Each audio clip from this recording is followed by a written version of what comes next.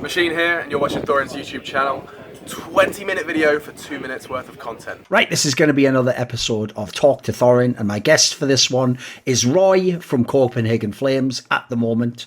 We'll obviously get into that in the interview. So, roeJ, the place I want to start goes like this, mate, and you've never heard anyone start an interview like this, but it's just my style, right? You're 28 years old, roeJ, and I didn't literally hear about you ever in CSGO until, like, the Tricked era, basically. Like, we're talking like the latter part of 2019, and I knew the team mainly through HUNDEN and then some of the up-and-coming players, people like Bubzkji, right? How is it possible? I mean, back then you must have been like 26, 25. How could you already be at that age and you not be on the radar for anyone? Like, were you really just some guy playing like Gathers and so? Where were you? Where were you all these years, mate?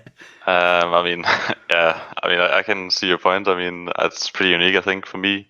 Starting so late in my career, I think I was 23 when I started like playing and thinking I wanted to maybe pursue this. Like I knew I have been playing Counter-Strike like all my life, like 1.6, but it was all casually. I haven't followed the scene or like followed the professional scene at all. And I just I moved to Malta for work, and then I started down there when I was 23, and I just thought like this looks so awesome. Maybe I can try and play. And I mean, I had no idea what it took or like how much time I had to put in, or like I had no idea at all. I was just kind of like, I don't know, going on intuition, I think, and I was just playing it because I thought it was fun. And I just started grinding out, and I don't know that I'm here. And I think I started at 23, so I think like that puts me at 28 now. So I mean, like the time it took is probably quite normal for the most pro players. But I think the odd part for me was just like me starting so late. Sure. So I mean, it kind of does it. Of course, it's a bit sad that I'm 28 years now, and I feel like it just begun. Like, you know, my tier 1 or tier 2 experience. You know, it just started now, and I mean, of course, it's sad in some way, but I mean, I also think that a lot of my strengths come from my age and like my maturity and all those kind of things. I think I bring a lot to the table other than just firepower and stuff like that. So, I mean, on one side, you know, it can be a weakness, you know, being my age. I know a lot of people see my age and they're like, well, he's kind of old, you know, there's not a lot of talent in him or like, young blood and stuff like that. So, but I mean, it is what it is, you know, and I just play and grind and do my best. And did that ever worry you, though? Yeah. Like, did that ever seem intimidating? The idea that, like, maybe people will just look past me because of my age, or they don't know who I am, etc. Yeah, I mean, I always joke around about it a bit, but, you know, I mean, of course, it always gets to your head a little bit. I mean, especially when I'm not playing at my best and I have some rough periods, like in the end of med lines and stuff like that. I definitely, you know, I think it was a bit harder for me because I was at my age, and, you know, the kind of roles I'm playing, and, you know, it doesn't really allow me to be bad individually, because I have a lot of responsibility on my team, because I have a lot of good roles, and, you know, I need to have some firepower. And I think, you know, all the rumors, you know, that you know, if you get old you lose your reflexes and all those, like all that stuff, you know, it kind of gets to your head a little bit. I don't really believe it that much. I think it's more about, you know, how much time you really put in and where you're at in life. And I think when the older you get, you have a lot more stuff to look at. You know, you move out and you don't just live at home and don't have to worry about anything else and playing Counter-Strike. You know, so I mean, I just kind of, you know, forget about it and stuff like that. But I definitely think that when it's going rough and rough patches, I definitely think it kind of gets to my head a little bit. You know, it's really easy for me to second guess myself. You know, if I have what it takes and stuff like that. So, but I mean, I try to keep it away and just focus on and just work hard. You know, so. Does that mean when you used to play 1.6, or maybe in the early days of CSGO, were you actually like sleeper good? Were you actually low-key good and you could have been a pro? Or did something change in that? Like everyone, like most plebs want to believe they're secretly good. Or everyone had that dream when they were a kid that, you know, you'd be playing football down the park and then some scout would be like, hey, who were you? Like, you know, everyone wishes that could happen. Were you actually good, do you think, when you used to play for fun? I think if I played back then, and for sure I could have been one of the best. I'm pretty sure. I've always been really good at all the games I play. It's just like more about the time I put in. I mean, I've played all like the big games, and I think for me, I didn't even know there was a pro scene or anything like that existing, and I didn't pay that much attention. Like, I just played for fun, you know, because I like playing and I like playing with my friends, and I didn't really think that much about competing, and didn't really think it was a thing. You know, I was kind of at an age where I just, you know, I had to get into education and get a job and all those kind of things like everyone else. So I didn't really have those kind of thoughts, and it just kind of got to me when I was 23, because it kind of like CSGO got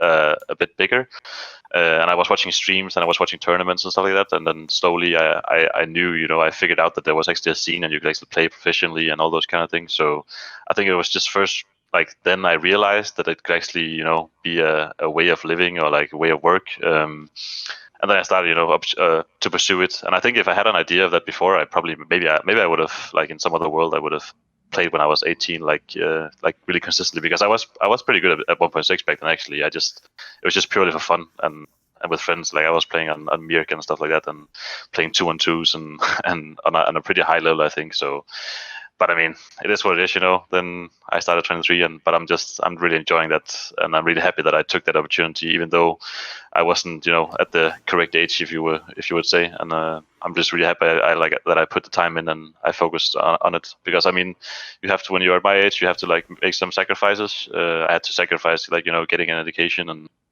all those kind of things that a normal 23-year-old probably would do, and I had to just kind of gamble, because let's say that I put in 3 or 4 years and it doesn't pay out, then then suddenly I'm stuck at 27, 28, and I haven't got like an education or stuff like that. Sure. So I mean, it was some hard choices, but in the end, I just believed in myself, and I believed that I could do it, and I'm just really happy I did. So obviously, I mean, I alluded to it in the story myself. The first place I heard about you was in the Trick team with HUNDEN, because I knew him and I knew a couple of the up-and-coming players. But I actually saw, when I looked it up, I didn't know this myself, you actually did play in Copenhagen Flames, but years ago, and with HooXi, who's with you now, obviously. So I didn't know HooXi at the time. Like, I actually first found it when he came into Mad Lions with you guys last year in Flashpoint. So I wasn't aware you'd actually been around him that long, and I didn't know him as an IGL. Obviously, of the other names, people like Acilian are much more established. Right, who is HooXi then? Because you obviously know him a lot more years than me. And is he someone who... Was he a similar IGL back then as to who he is today? I think he was kind of like me. I think he played like Source on a okay high level, I think, back in the day. But he was like, he's always been a hard worker, and I'm not sure how his path has been exactly. But he's also like in my age, so. And I don't think he was, like, back in the team when I started playing with him, I don't think he was a caller, actually. He was kind of like, a support kind of guy, like the guy who's secondary calling or like helps with all those kind of things. Maybe a guy like Sipnix, I think I would put him in. So he came in like that, and then slowly we just figured out, that he wasn't really, like, he was just meant to be a caller, because he was just thinking so much about the game, and he had a lot of ideas on how they were playing and all these kind of things. And I could definitely feel that he wasn't a guy who should be in a team with another caller, because he was, he was interfering a lot, and he didn't like really agree with the caller, like how he was calling, and it was like kind of getting some tension there. And then I think we ended up replacing Cyclone, and then we got in a fragger, and then we put a HooXi on the calling spot, because it just felt natural to him to be that kind of guy. And I think he had called a little bit on some other teams, like low tier teams before that, so kind of just gave it a shot, and it turned out that he was definitely that's definitely his role. So yeah, then I think he has just been working like really hard, and I think it's just, for me, I have a kind of different role, and I think it's a bit easier for me to to climb the ranks and climb the teams with my role, because you kind of have like the star position, you kind of shine a lot, and where I feel like HooXi is probably, he hasn't put out the greatest numbers and stuff like that, but I mean, he's always been working really hard, and he's really great at calling. Of course, he has some issues that he's working on as well. Like, we all have some weaknesses. But I mean, he's just put in the work, and is paying off. And I think definitely now in the Danish Counter-Strike scene, we don't really have a lot of callers. So I mean, I'm just happy that he's also getting some credit for what he's done, because he's a really good caller. What would you say are his strengths? Because actually, when I saw him the first time in Mad Lions, he had some very unusual style of play. Like, sometimes, off the top of my head, I'm pretty sure, unless I'm just making this up, pretty sure when I would watch you guys play like Nuke, he would go like on his own outside, like just on his own, and while everyone else like attacked upper or something. So I've never seen an IGL put himself in these positions. So what's his philosophy as an IGL? Like, how does he play? Yeah, that sounds like him for sure. I mean, I don't know, I feel like we definitely share the same philosophy and how we want to play the game, and I think we kind of developed that slowly into getting like the same kind of way we want to play, and I think that's why also right now that we fit so well in Copenhagen Flames, like as a team, because me and HooXi is kind of like controlling the things, and I think we have a really nice way of playing the game, and he's really, he's not really structured. He kind of wants everyone to feel comfortable and like do things. Do things you like and do things you want to, and make everyone feel comfortable, and not like put too much structure, like you need to do this, you can't do this when this, and you cannot do this play, and like really like be in a lot of detail when you do mistakes and all those kind of things. So it's kind of like a way of really like an open field where everyone is just slowly progressing as individuals, because you kind of make your own decisions, but in like the end, if it's needed, and the round doesn't pay out as you want to, then he will always have a backup plan, and in some rounds as well, he will have some really good reads and just have a really good idea of what we should do. And if that doesn't work, then we have 5 guys who can think for ourselves, and we make our own decisions and stuff like that, and we kind of work together as a team to like kind of build the base, I think that's definitely his strength, because he's really good at calling like that, and he's really good at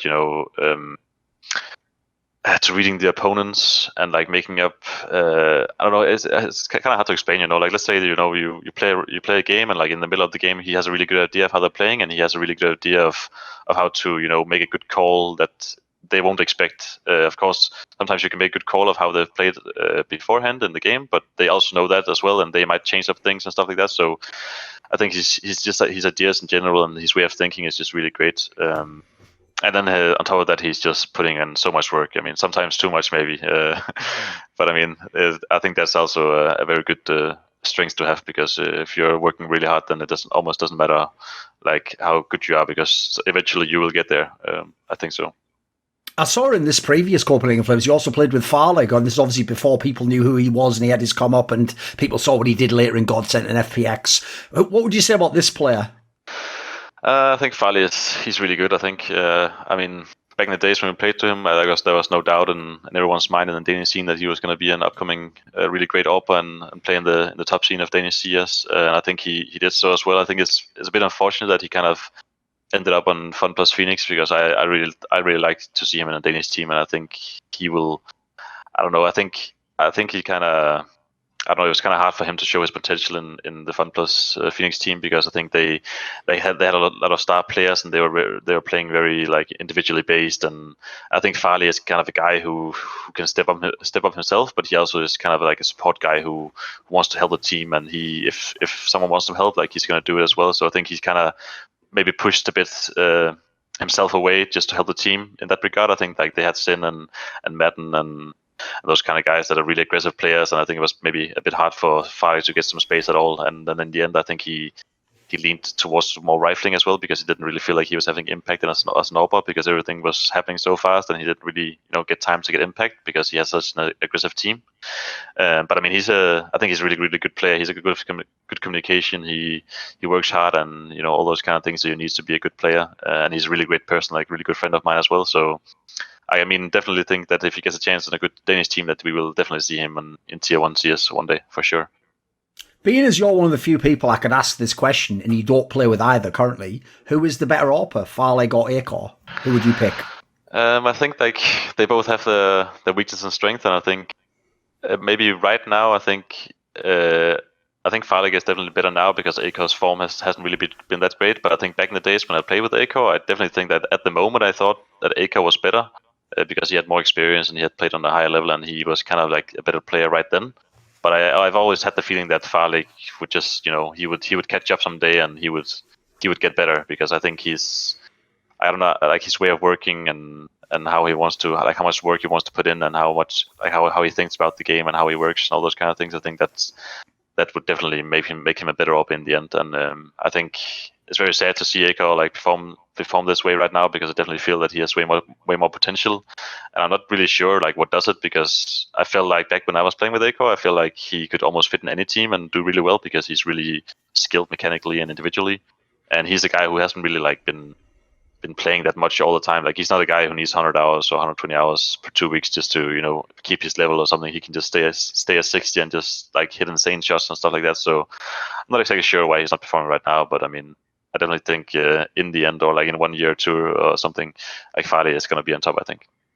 Actually, I had a question along those lines about acoR, so I want to put it to you since you played with the guy, right? As far as I can, because I've had the same problem you have, which is when he was coming up in Tricked and Mad Lions, he looked amazing. It looked like, right, he's just going to keep getting better and better and better. And if anything, I think actually he dropped off a bit from the level he was on in Mad Lions, sadly. And you saw recently, actually, he pretty much got flamed when he was at the major. People thought he was one of the worst players on Mouse. Like, he didn't really do much, unfortunately. Yeah. So my question is this, right? The only factor I can see, just looking for a basic pattern, is what in-game leader he plays with. Like when he was with HUNDEN and Asilian and even HooXi at the end, he looked like he was pretty good. Maybe not his best. Whereas, I mean, I don't know what Dexter's style of leadership is. I'm guessing it's not a Danish style. It's not like the traditional structured style. Dexter seems like a frag and IGL. So it makes me wonder, right? One thing I did notice from interviews and trying to ask teammates of his, it sounded a bit like acoR. Here's how I would categorize it. It sounded to me like he had the mentality of someone who's a role player and like is just like part of helping the team. But his skills and the weapon he uses means you want him to be like the main you want to be like the best player on your team. So I wondered if there's like a disconnect there at all, because it didn't sound when you talked to him, he didn't sound like the kind of guy, like normally you're AWPer. I think of someone like Woxic where they're cocky if anything, like, right, give me the AWP, get the fuck out of my way, I'm going to take this PK, I'm going to kill these two guys, then we're going to go in the, you know, they're more like that, they're more like balls to the wall style.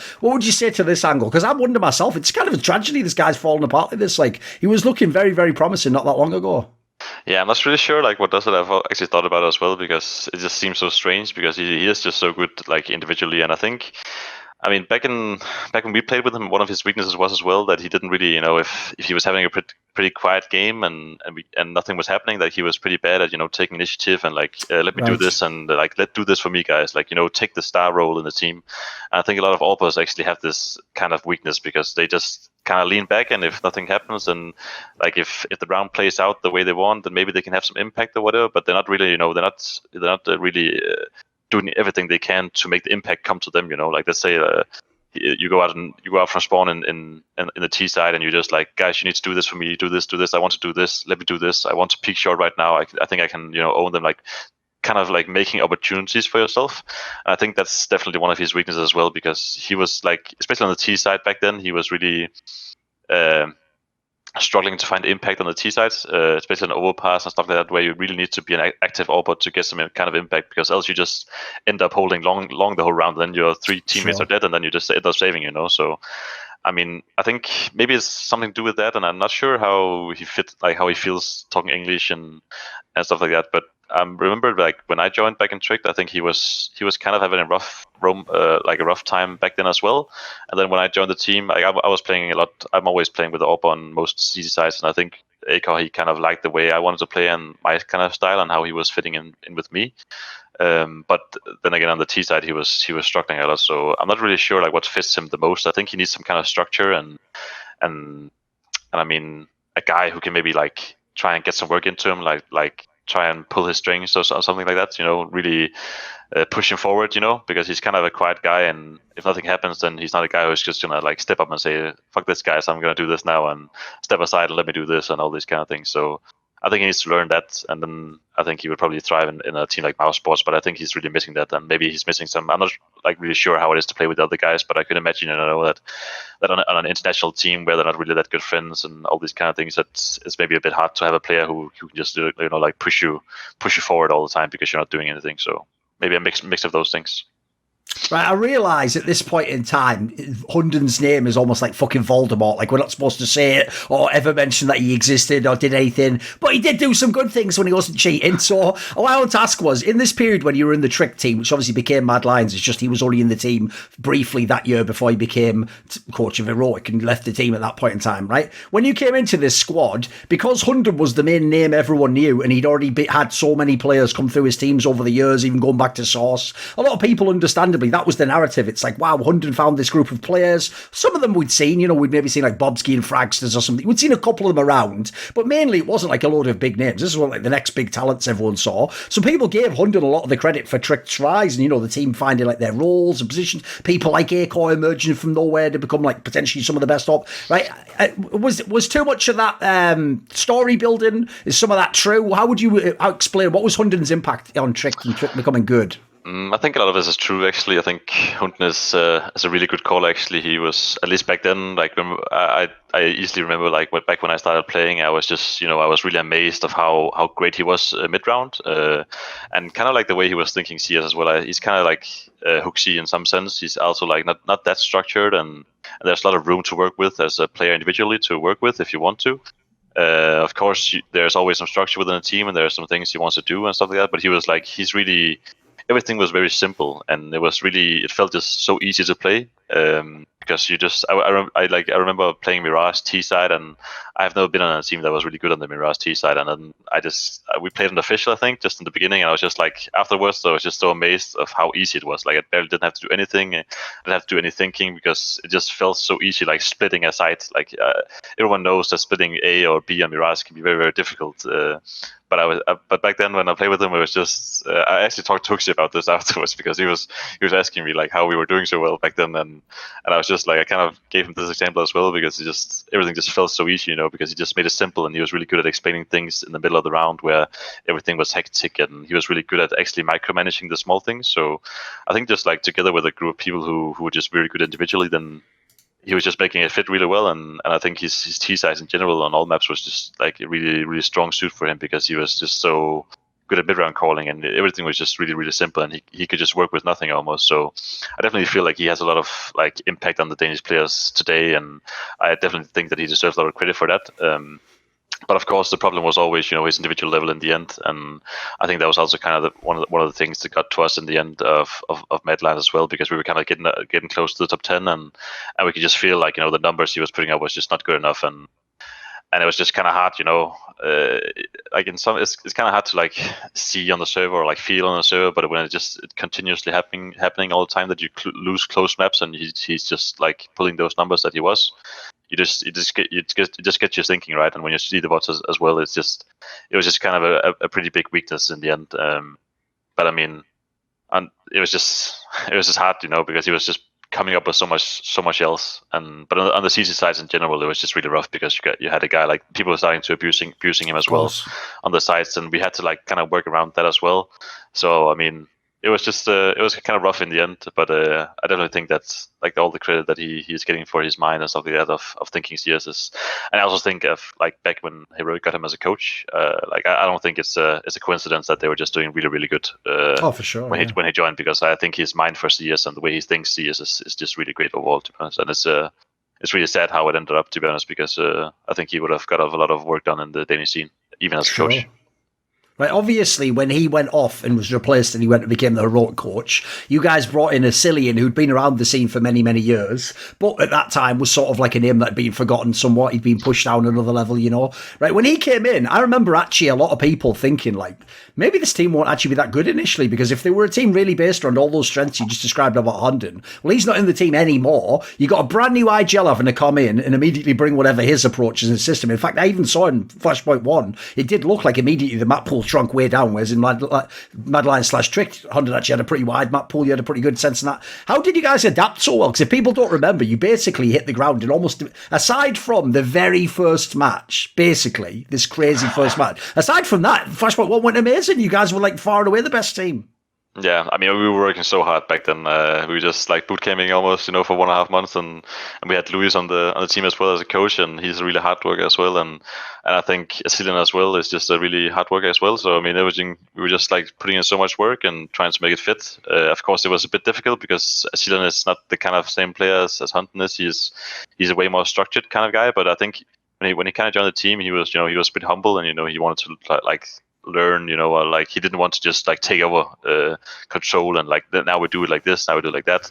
And we also didn't have a lot of time to prepare, so we just kind of went in with what we had, and we kind of like tried to figure out the best way for us to work around, that we couldn't get a map pool with this guy, and we couldn't like start to like work together and play together and find a way of working all those kind of things together in the end. So I think we just kind of like took it like as it came, and we just started like working slowly and just talked a lot of all the general things, and then we just played, and it actually ended up like paying off really well. I mean, it was actually fitting really well, and I think like all those kind of things, and then all the hard work we put in, it just it made it fit really good. And I also think like Cillian he wasn't really that hard to like get into the team back then as well, because he wasn't trying to take control and I can't do it like this, I need to do it like that and stuff. Like he was kind of flexible in those kind of things. So I think that definitely worked out the way we wanted to, even though we didn't really have a lot of time to prepare for the event.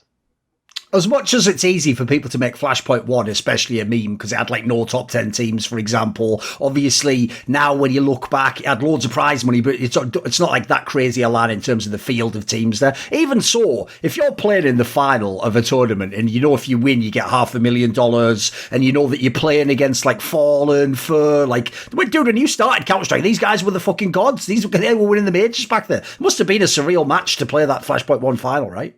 Yeah, like it was actually an incredible experience. I mean, sadly it wasn't, in the studio or anything like that, but I mean, True. we were playing from our rooms, but it is what it is, and it was just, amazing of all. It was a good experience, but it was really tough. Like it was really, really, really tough. I think after when we came home, I think that's definitely one of the like the biggest moments where I've been hit, from like, okay, holy shit, I've been working so much. I really need to catch a break now, because we were just like 1.5 months, and with the pandemic starting and all these questions kind of start, like we were even like talking about going home as well, because we didn't know what it was, like what did it mean, and should we just go home because we might be stuck in USA, or like what should we do? And there was just a lot of like, I mean, outside factors, and we were just getting really impacted a lot by like all these new rules coming up. Like we couldn't, we had to order food all the time. We couldn't go to the store. All these kind of things that kind of impact your everyday life. It's just really tough. And then on top of that, getting a new IGL, like it takes a lot of work. You need to do a lot of work, and we did that as well. And we had so many matches as well. It was just a really, really tough period. But I mean, in the end, it just paid off. And I think for everyone's sake, it was just a really, really great relief. That finally we get paid off, but for all the work that we put into it, and we can finally go home and back to our families, because it was just it was an insane period of 1.5 months. But I mean, definitely facing MIBR, I don't think we could have asked for a better final. And then the way it happened as well in the end in the last map, it was just it was actually insane to think about. So, I mean, I actually don't think about it that much, but when I think about it now, it just starts to come back the memories, and it was actually insane match to think about, for sure. It's actually a shame. That's how some people didn't watch, because they either weren't Brazilian fans or there just wasn't good enough teams. Because I don't think people know how insane that third map was. Here's a quick storyline if everyone wasn't watching it. The third map was Train, which at the time was actually a pretty decent map for MIBR. They basically have a mega easy first half on their CT half. They're up huge, and basically when the game's almost over, Mad Lions just wins like non-stop insane streak of rounds on CT. But because of the way the CT economy works, half the rounds you're winning, even when you win, because enough people die, you're buying like FAMASs and fucking SMGs and stuff. Like, it must have been one of those, because that's the thing, you can do like, if you think of an old school comeback, like the old version of Nuke, if you have like full gun rounds, yeah, it'll look like a crazy number of rounds you won, but realistically, you're on the side that's favoured, obviously. Like, this looks like a game where it's like, if I was even playing in your team in that game, I would think we'd lost like 5 times during that one. It seemed impossible to win. Yeah, I definitely had that feeling in the middle of the game as well. I mean, I was having a really rough game as well myself, and I slowly, I think we were like behind, 13 or 12-3, and we lost a pistol. I was just like, everything just seemed lost, and I don't know, that game just had everything. We had Ninja Diffuse, we had the clutches, like back to back, and everything, all that shit. Yeah, Assyrian stepping up huge with the AWP, and I mean, it was just insane. And then we ended up on top, and we don't even go to overtime. I think it was like 16-14, and I mean, that feeling afterwards was just like insane. Right, after this time period, obviously we were fully online, as you talk about. That event was basically the event which pivoted us to all the online restrictions and nothing's a LAN, etc.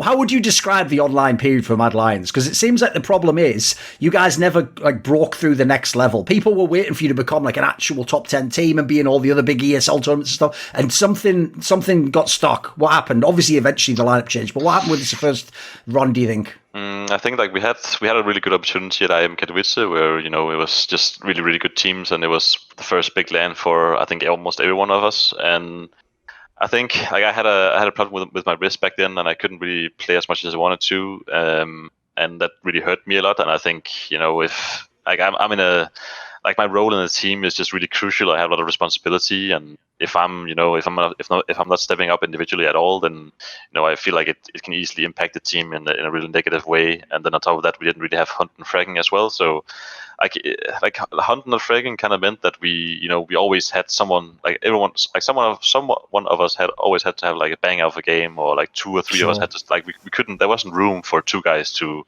fall through the roof, so I mean, and I kind of did. I think in the big events, my experience wasn't that good. I was really nervous. I remember back in the lands, especially I am Katowice against big teams. I was like, I didn't have a lot of confidence going into the games, and I was really nervous, and I didn't really feel that I was at a good place in my career, like individually, because of my wrist and all these kind of things. So, I mean, I think like those kind of things together kind of put us in a pretty bad spot to not break it through, because Bubzkji, HooXi, and acoR was just playing like really good and were really consistent back then, I remember. So I think it kind of like ended up with me and HUNDEN kind of being like the main cause of it. I think, of course, we didn't really have that long of a period together in the end. I think when we actually started to become 11 in the world, I think that's when we, after Katowice, I think that's when we replaced HUNDEN with the Zealand and went to Flashpoint.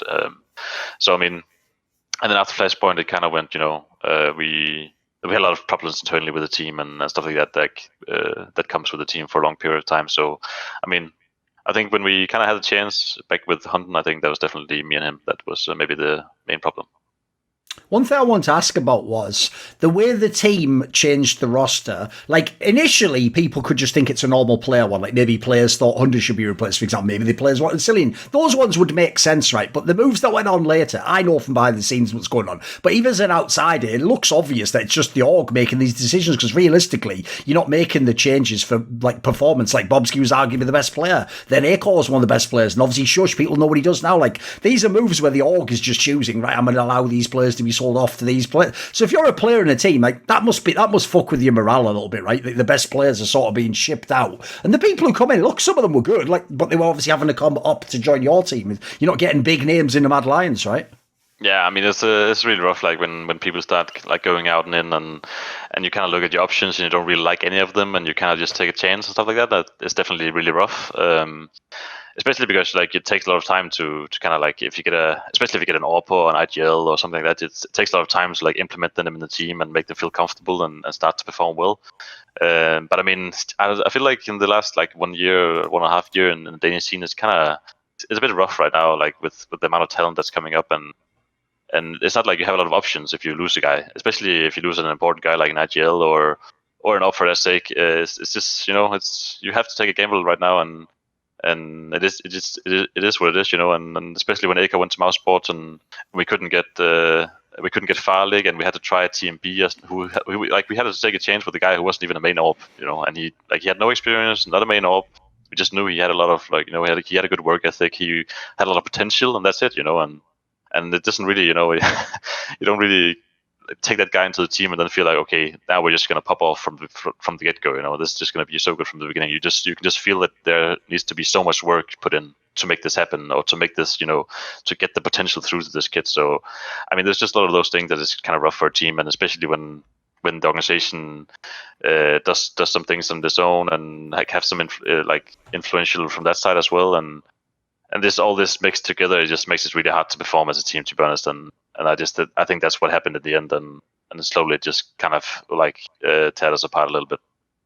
I want to ask a little bit about Bubzkji, because obviously he was one of the big names in this team when you were Mad Lions. But I want to ask it in this way, right? First of all, I did hear from some people, I won't say who, within Mad Lions, that actually even when he was in the team, like basically some people said he had like a little bit of a difficult personality, like maybe he's a little bit of a whiner, or obviously people sort of see it leak out a little bit on social media. Sometimes he'll make a weird comment and like delete it 5 minutes later or whatever. Like when he was actually in Mad Lions, was there any friction? Yeah, I mean, Bubzkji he's a nice guy. Of course, he has a weakness. He has his weaknesses like everyone else has, and I think some of his weaknesses, he can be a bit hard to work with, I think, in some aspects of the game and socially, and that's kind of how it is. I don't think it's like, it wasn't really that bad. I think actually we had a good relationship back in Mad Lions. I think back in with the original team, actually, I think we actually had a really good like team dynamic in general. We went to a lot of LAN events in a row, actually, and it was actually really nice in the beginning, but in the end, I mean, I think it kind of started when we had Peacemaker as a coach. Peacemaker and Bubzkji didn't really work that well together, and then we like being stuck in a house for 1.5 months like together, and you have nowhere to go other than just play Counter-Strike and focus on the tournament. I mean, it just kind of gets to your head a little bit, and and you spend so much time together and all these kind of things. So I just feel like it's a bad mix of it all.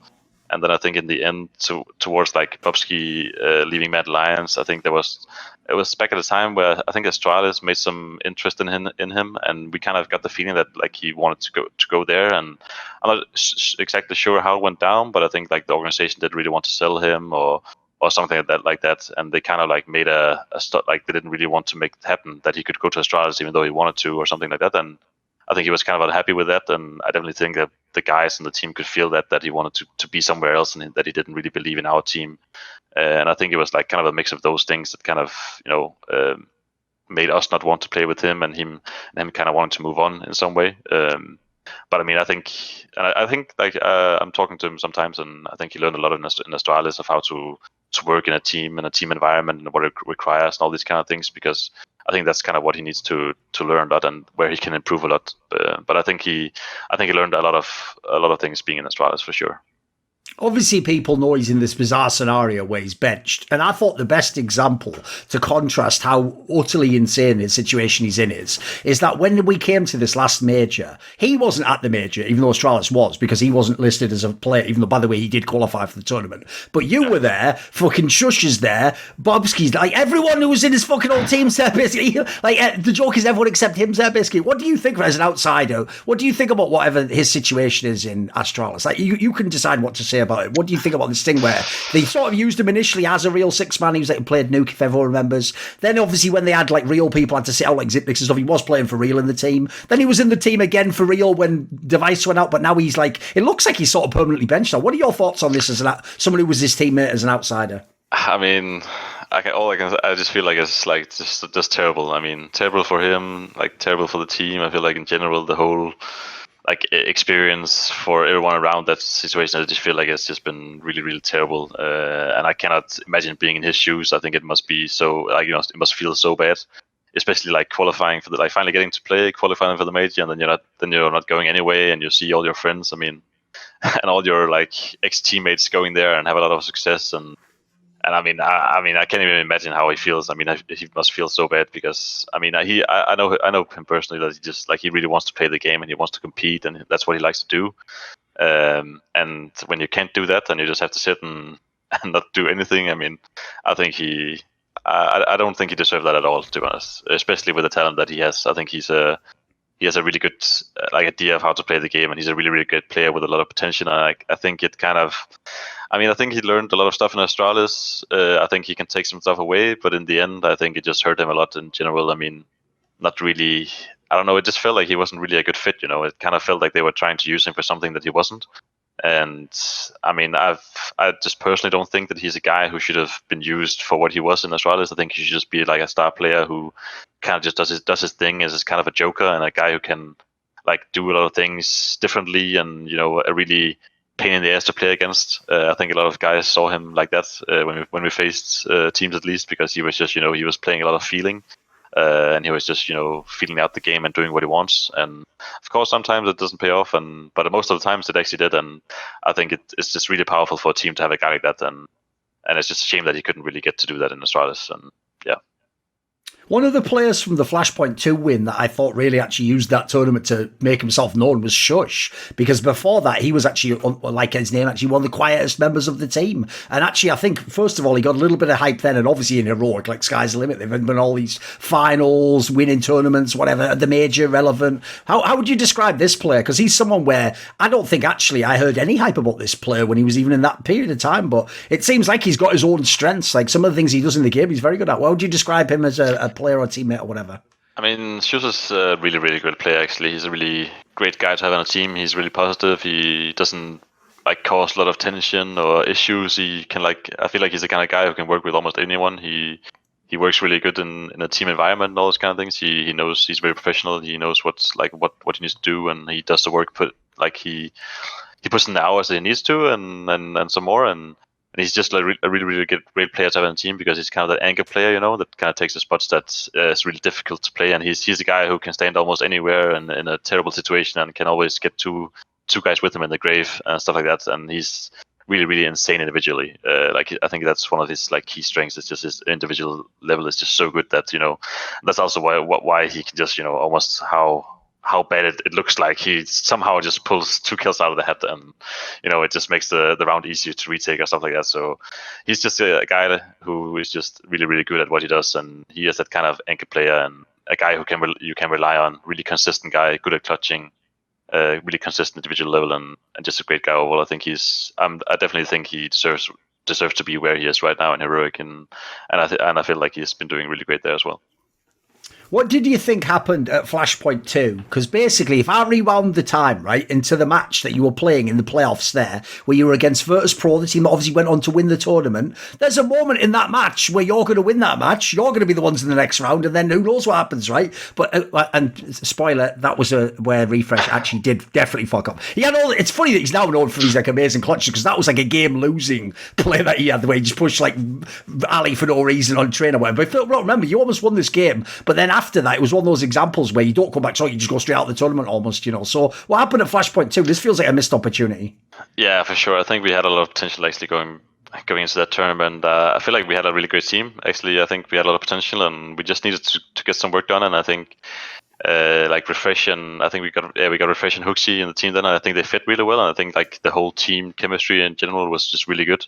I don't think we had the best like environment around us. We were staying at like a boot camp in Copenhagen for like 1.5 months, and I think it was kind of a bad idea for us to stay that long. And I think we, in the end, we just it was just like back in LA, just a team, like a group of guys working day in, day out, together, like always together, playing, talking CS. It becomes too much. Yeah, it just becomes too much in the end, and I think it kind of hurt us, getting a bit overworked, and that there was just too much tension in the end, and it was just so stressful, like no one could relax at all. We were just focused on the tournament all the time, and then on top of that, we also had a lot of things to work on. So we kind of felt that we had to work all the time, and I think it kind of got us in the end, and we kind of lost the drive and the hunger, and we were just like I just think we just drove ourselves into a ditch in that boot camp, and that kind of hurt us in the end, for sure. How would you explain, right? Again, let's imagine someone's in my position, Roy. I only watched Tier 1 CS in theory. Obviously, the joke is, except when I did Flashpoint. But anyway, aside from that, I only watched the big tournaments. I watched so many years, man. I don't want to watch the best teams, I'm not here to be like the guy who knows like the 7th best team from fucking Bosnia or something. I don't give a fuck. So if someone was like me and they only watched this level of tournaments, right, then basically after this point in time, you disappear for them, mate. Like, obviously the team changes. Some of these players I've described, some of them go over to Heroic. The team breaks apart. acoR goes to mouse spots. It actually looks like, funnily enough, you're the one who gets left behind, unlike Bubzkji. Like, all the other players go away, and here's the reason why it makes perfect sense, Roy, is if you're picking apart a team, everyone knows it goes like this, mate. If you're an in-game leader, but you're not like some super genius, right, you're stuck because you have to stay and make the next team. They don't recruit in-game leaders. Glaive doesn't give his job up. Carrington doesn't give his job up. So the in-game leader always stays. The stars always get taken. That's obvious. The star players get taken elsewhere. AWPer goes here. Fragger Rifler goes there. The ones who always get left, in theory, is the support and the entry, because everyone goes, whatever, anyone could do that job, right? And then the ones that aren't the sexy roles, like let's be real, most people who are like entry fraggers don't have a frag movie, it's not the sexiest role. So here's my question, right? It looked at this point in time basically up until this major, like you just disappeared and it was going to be the end of your career. But then everyone saw in this Copenhagen Flames team, you came back, and stats-wise, you are the star of the team. Whether people can look at the game and go, role-wise, what you do, stats-wise, you are the star player of Copenhagen Flames, right? So the obvious question everyone has is like, is this the same Roy? Like, that's not the guy from Mad Lions, right? I heard you claim, and people around your team were claiming you play the same roles in the same spots. Is this true? If so, then how is this possible? Like, what were they doing differently with you in Mad Lions and Tricked that meant you weren't having this kind of performance? What's changed? I mean, I play almost all the same roles in my whole career, and I've always been a star player. I mean, I just think that the thing that maybe puts it apart is on the T side. Did my headset go out? No, I can hear you still. Like on the T side, I'm kind of an entry fragger there, and I like to go first, and I like to be really aggressive and just run in, and I'm just really aggressive, like in general, and always puts me in a position where I'm like making a lot of space for my team. And I think that if I don't have a good CT side where my like star positions are, where I can get a lot of frags, then maybe it can look like I'm not having a lot of impact. I'm not really like the star player or whatever, and because my T sides usually in general haven't really been that great, because I'm just like going first a lot. Of course, it depends on the team I've been on and stuff like that. But I definitely feel like in Mad Lions and towards the end, there was just like it was fair that I didn't get another chance. That I had to take a step down. I generally accepted that because I didn't feel like I played up to my responsibilities back then as well. And a lot of it had to do with my wrist. And like I'm a kind of a guy who needs to just have like 100 or 120 plus hours each 2 weeks to play good and play at a consistent level individually. And the way I play, if I'm not there individually, then I'm just gonna fall through because I'm really aggressive and I take a lot of duels. And if I'm just like if I don't have any aim, then I'm gonna lose a lot of those duels and I'm just gonna end up dying. I'm not, so I think in the end of Mad Lions, I had a lot of issues with my wrist and I couldn't really play as much as I wanted to. And I mean, then I just I didn't really do what I should do on that team. And I also think that I was kind of a reason why we didn't really end up, pulling through together with HUNDEN back then. And also, like in the later stage with HooXi and roeJ, I think I didn't really play up to my part back then. And I feel like it was fair that I had to take a step down. And I think towards the end, actually, my wrist got a lot better, and I started like I could work a lot like I wanted to again. And then when we joined Copenhagen Flames again, then I was just okay. I'm just gonna go back to the old me. I'm maybe gonna change it up a little bit things, but I'm just gonna keep going the grind and just like really, really work hard like I did back in the day where I actually could, and not worried about my wrist because it was good. And then together with that, like being in the team we are right now, that the chemistry is really good. Then I think everything just clicked, and my individual level has just been really, really consistent and great after that. What was it like then to go to the major, and especially in the first phase? You were just carrying, you were just shitting on everyone. Yeah, I mean, I was actually surprised myself that it kind of ended up being like that, because I knew that I wasn't the greatest lane player and my experience hasn't been that great, and I had a lot of issues like being nervous and not really focusing on the game. So I don't actually know what it was, but I just remember I actually think it was after the phase game, I was just like, this is actually the first time ever that I've played such a match on such a high level and in a studio where I just completely didn't feel nervous or like any emotions at all. I was just fully, focused on the game and what I had to do and what I could do and how I could punish them, all these kind of things. And I think that was like the first time playing at that level that I had that feeling. I'm not sure like where it comes from, if it was a team or it was me being comfortable individually. I'm not sure where it came from, but I mean, it just started happening at that lane, and I could just, immediately feel the difference compared to back when I played and I was nervous and I was like, oh, can I really do this? And I was second guessing myself and I didn't really have a lot of confidence. I just had so much confidence in those matches. I was just full focused on the game. And I think that's what's like kind of set me up for a great success. Right, obviously, when you go to LAN, it's always a topic of like the difference between online and LAN. You'll notice recently people have even had to make a further distinction, which is like the difference between like LAN in the sense that you are on a like LAN, like a local area network, but there's no crowd. Like there's obviously a difference between a studio one and that. Similarly, I'd say there's a difference between when you play in a studio with no crowd or when you play in a hotel room with no crowd. Like there's levels to this, right? And the reason I bring this up is your team actually made this a focal point of the first like week and a half of the major, because the problem went like this, Roy. No one expected you to get through the RMR, right? Because no one expected Copenhagen Flames to be at the major. So then when people noticed, wait a minute, not only did they get through the RMR, but they're doing really well this first phase, and it's all from that hotel room in Sweden. That became the conspiracy theory. Everyone's like, right, it's almost like they're just still online. It's like a LAN ping, but they're still in like a room, and they haven't had to like properly face the stage. What I want to know is this, right? We obviously have to build these storylines, come up with things to talk about. Did you guys ever think that yourselves before you got to the actual proper studio part? Because basically you'd already made like top 16 at the major before you ever even went into a proper studio, right?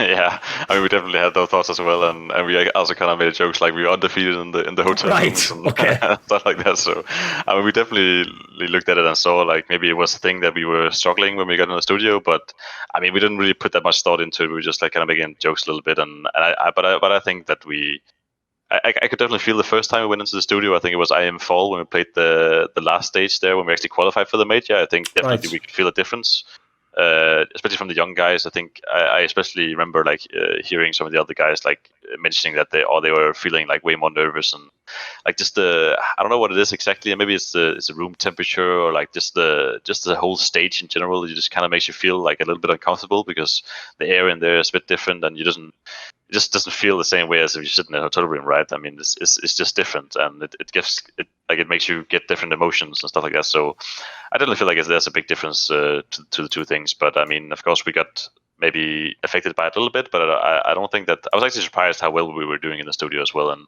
compared to being in the hotel room, and I didn't really feel like it was such a big deal in the end, actually.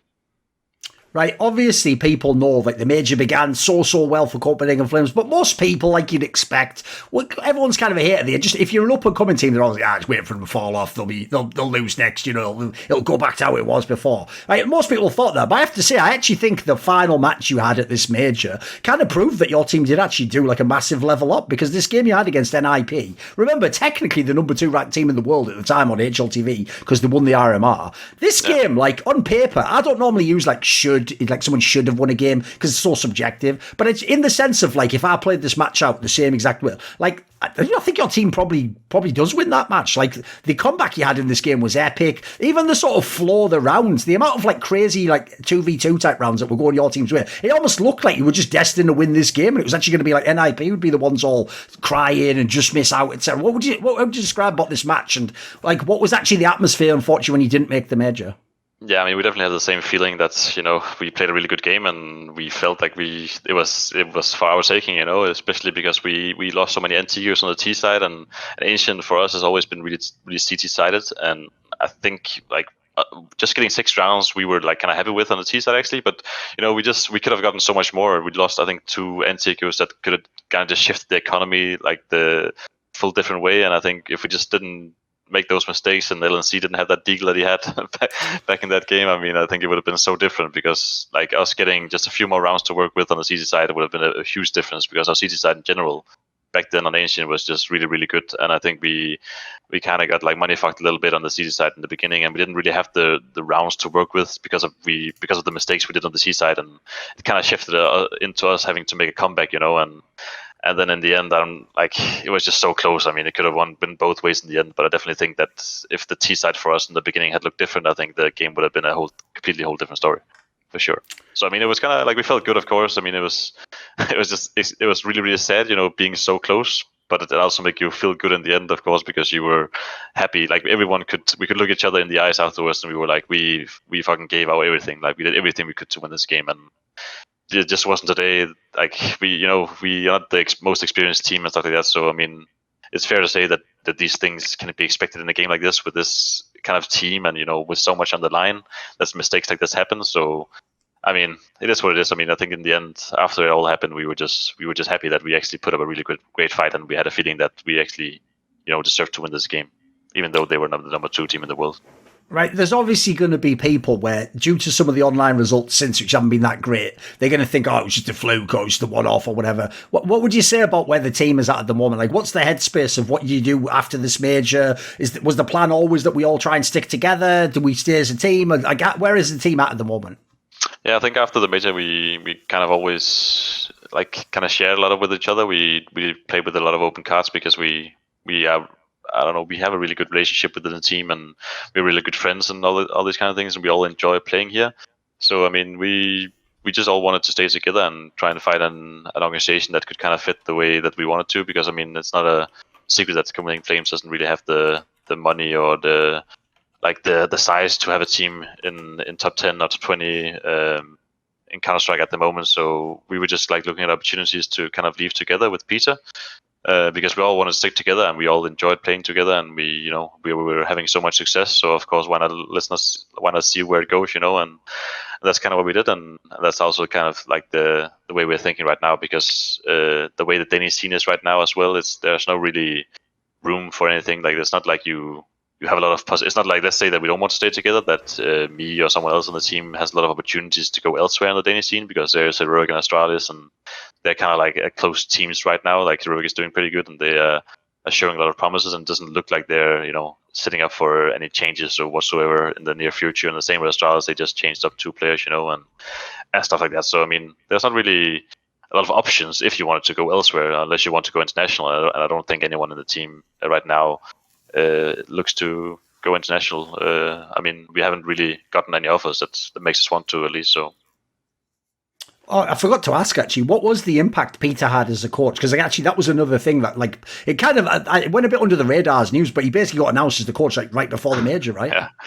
Yeah. I mean, I think he had a lot of impact. I think I actually really liked working with him as a coach. I think he was just really good at realizing what he should work at and where he should put his focus, because we have a lot of inexperienced players, and we're going to a really, really big event, and there can be a lot of nerves, and there's a lot of that comes down to the mental aspect of the game and all these kind of things. And he's a really experienced coach. He's been playing professional himself. He's been coaching Forest and all these legends of the game, at a really high point in their career. So he has a lot of tips and a lot of good ways to work with these young guys who maybe, or even me, being really nervous in the big games. So I think he had a lot of impact, and I think his anti-stratting and all these kind of things and the way he wanted to work with the team was it just fit really, really well, I think. And I think HooXi as a caller can maybe be a little bit difficult to work with as a coach, and I think Peter just did an incredible job to work together with all of us, especially considering that we also had to talk English a lot of times. So yeah. He was. I mean, I just think it's a huge loss for the team after losing him, for sure. In line with what you just said a minute ago, obviously, yes, Copenhagen Flames as an org is not the biggest org in the world. In fact, they're org famous, hence why you were in them in the past. They're famous for selling players. They basically get good players, then sell them on, funnily enough, actually like Mad Lions tried to do. So what I would ask is this, right? I have to say, the org took one of the most unique approaches I've ever seen, which is basically as soon as you're eliminated, they themselves just put the info out there, like, yeah, anyone who wants to buy the team, it's like between 500 and 750k, and then you can just have them, which is obviously a bit bizarre, because it's almost more like a shop, like you just list it, and if you have the money, you can buy it, right? In this scenario, right, it's obviously quite unique, because normally it's behind the scenes as to whether people are going to move. But in this case, you can openly say, like, your team is still looking for people who are potentially interested in ideally buying the whole squad, right? All 5 players. Yeah, for sure. I mean, yeah, maybe it's a bit unique to see an organization do like that, but I think that's just what makes Copenhagen Flames such a great organization, and I just wish they were bigger than they are, because their organization is just so great. And I mean, they're just realistic, they know that they don't have the money to keep a team like us happy and give us a salary that we feel like we deserve. Like, they know that they can't do that, so it's in their best interest, the way they think about like how they want to be within the esports scene. Like, they want to be an organization where we think about the players first and all these kind of things, and they know that they cannot make us happy, and if they can't make us happy, then it's the best interest for us as players is to go somewhere else where we can be happy with what we're getting, and we feel like we get what's fair, and I think that's what they did. And I think they just keep on showing time after time that they're just one of the greatest esports organization in the game. And even though they're not one of the biggest, they're just, the way they're doing things is just so great. And I think this is a really good picture. Like, it paints a really good picture of how they are. And I actually think that's also why you feel like it's maybe a bit bizarre, it's like watching these things. But I mean, if you think about it, it's just, as a player, at least, being in this organization is just, there's nothing but great words to say for them as an organization. Obviously, we are in a bit of a weird situation, like I described there. But I've got a question to ask you like this, right? You were talking at the beginning of the interview about the fact that since you're a bit older, you yourself even now think like, well, what if I had been a pro back then or whatnot? But I imagine the other effect of it, though, is, because I know the same happened with my mate Valde. He didn't even try becoming a pro. I think he's like 24 or something. I know that the other side of it is, though, because you're more mature when you're actually going through the pro gaming experience, it feels like you can also sort of like be a bit more realistic than the young kid who's 18. Because half of them are so delusional out of their mind. They have if they're on one day, then the next year they don't know that nobody knows them anymore. In your case, I'm sure it must be like, there must be a lot of emphasis that like it's time to actually have the top level of your career now, though, right? Now's the chance to potentially go and like put it this way, if you got a good enough org offer and next year your team had a chance to be, say, a top 10 team, that would put you, if everything continues like now, that would put you in a position to potentially be a top 20 player in the world, mate. What are your ambitions? What would you say? What does Roy want to do in Counter-Strike? Yeah, I mean, I want to, to just take it as far as I can, and I just want to just keep I just want to put everything I have into it and see where it takes me. And I'm not sure like how much I can do or where I can go. I mean, it's really hard to get a picture of that, like being in the game for the time that I've been. And I mean, the meta changes all the time, and it just changes from month to month where you feel you're at and how you feel comfortable. I mean, I definitely had some second second guessing myself in the end of Mad Lions, because I was at this age and I wasn't really, I wasn't performing individually in quite some time, and of course I thought it had something to do with my wrist and the amount of work and stuff like that. But of course, I'm always thinking to myself, that maybe it's not that, and maybe I'm just not better, and maybe this is my peak and that's it, and I should just try and stay here or whatever. But then this major happened, and it just kind of reminded me that actually I can be so much more, and it just gave me a lot of hunger, to actually maybe try and become some of the best team, like some of the best players in the world, and maybe get on the best team in the world even. And that is definitely my goal, and I just want to be the best player that I can be. That's kind of my ambition. Since you referenced it a few times, I'll ask you then, what is the issue with your wrist? Because what I'll say is this: I've noticed from my long experience in esports, the problem with wrists or any kind of injury in gaming related tends to be like this. Most of them aren't actually permanent. They can be, you can overcome it. The problem is they just nearly always tell you take 6 months off and don't use it, which is like the one thing you can't possibly do if you're going to be a pro gamer, is it? Like, you have to keep playing. So what is the situation? What have you been working with? Well, I'm not exactly sure what it's called in English, but it's kind of like just an overuse of your wrist and like the same motions all the time that you're using with the mouse. All the tension that it's getting, it's never relaxing and stuff. I'm always gaming, and even when I'm not playing Counter-Strike, I'm sitting at the computer as well. So I'm doing a lot of the same emotions, and it just I got a lot of pain in it, and kind of gets how can you say it, like a small, you can see where it is, and you can see inflamed. You can it gets bigger. It gets inflamed and bigger, and then I wasn't sure exactly what it was, and I was just really scared, that if I just didn't respect it, that then suddenly one day I can't play at all. So it was kind of like the unknown and not knowing what it is and what it will do, and should I just stop playing, or should I take a break, or like all these kind of things. It was just like up in the air, and I was just really scared. And I think it was actually more that than the thing itself being really dangerous in terms of being really serious injury and stuff like that, because it was just in my head a lot of times. And luckily I had a good friend of mine whose mother was a head doctor at the hospital here where I live, and she could see me, and she kind of like gave a take of what it was and like what it meant, and what does it mean if I keep playing, should I, like all these kind of things, and she could I got an MR scanning, and it just ended up looking really good, and there was not really any danger at all, and I could just keep playing the way I want to. Of course there would be a little bit of like soreness, and I can feel a bit of pain, but it's going to change a little bit, but it's not going to get worse, and it's not going to one day make me not being able to play, or like get a lot of pain, or be really dangerous in general. And as soon as I figured that out, it was just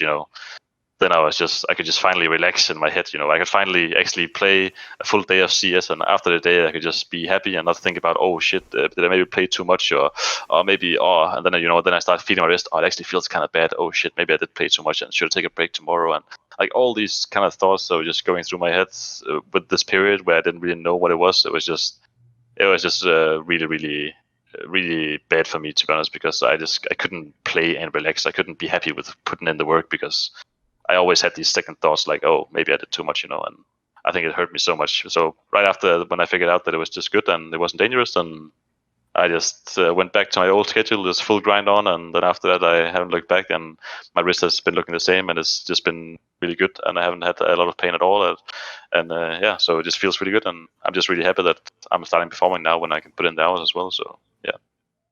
Right, at the end of the interview, do you have like a final message, anyone you want to say thank you or hello to?